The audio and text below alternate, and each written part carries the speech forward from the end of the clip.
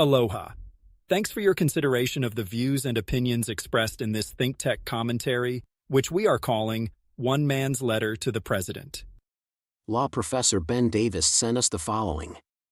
He said, "We are told to write our congresspersons and senators, but I have seen no one tell us to write to the president.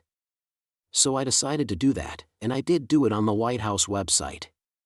If you find me someday dead in a gutter, you will know where to look first for the perpetrator." Here is the text of that letter.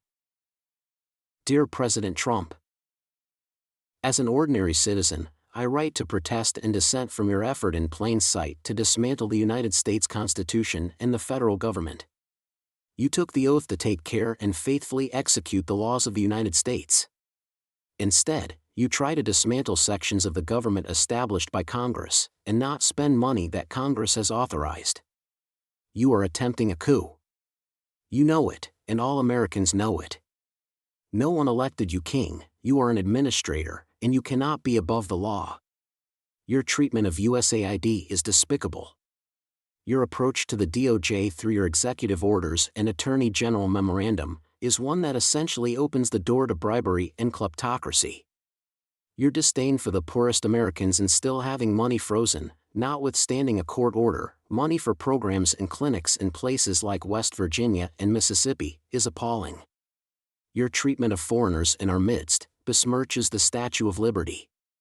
Your idea of turning Gaza into the Riviera of the Mediterranean amounts to ethnic cleansing, a crime against humanity, a war crime, and aggressive war.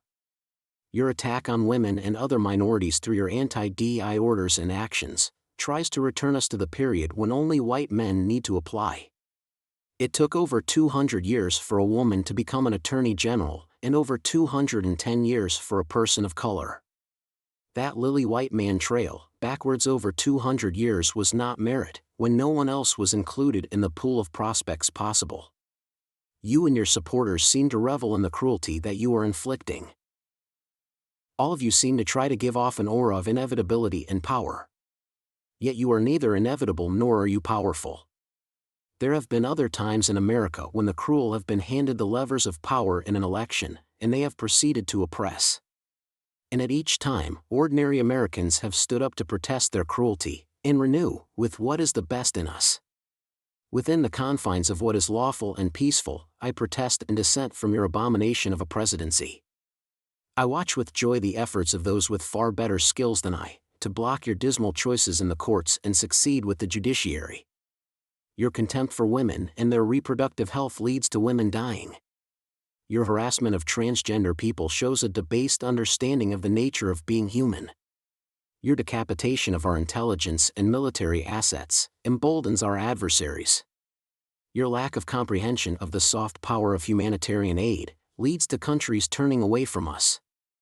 Your apocryphal treatment of Canada and Mexico takes us back to the 19th century, when crazy members of Congress and presidents sought to invade these places on various pretexts. That is not a friend. You are going to the Super Bowl today, and I fully expect your propaganda machine to try to spin the reception of the presidency as support for you and your policies. Do not delude yourself. The Super Bowl is the realm of the rich, and not the ordinary American. Your insistence on loyalty from across the government and the private sector at a level of obsequiousness that is tantamount to cowardice says much about them, but more about your insecurity. I am merely an ordinary citizen, with no power at all.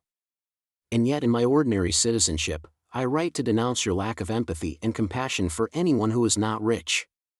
You, no doubt, think we are all rubes on whom you can pull fast ones. You are surely mistaken. I understand the darkness of the abyss inside of you. I am not afraid of shining light on that darkness within my limited life. I will not be cowed in the manner that you seek to cause the press to cower. I will not believe the lies that you put forward. I will not be moved. I respectfully dissent. Sincerely, Ben Davis. Thanks for watching, and thanks again for your consideration of the views and opinions expressed in this ThinkTech commentary. We'll see you again soon for the next one.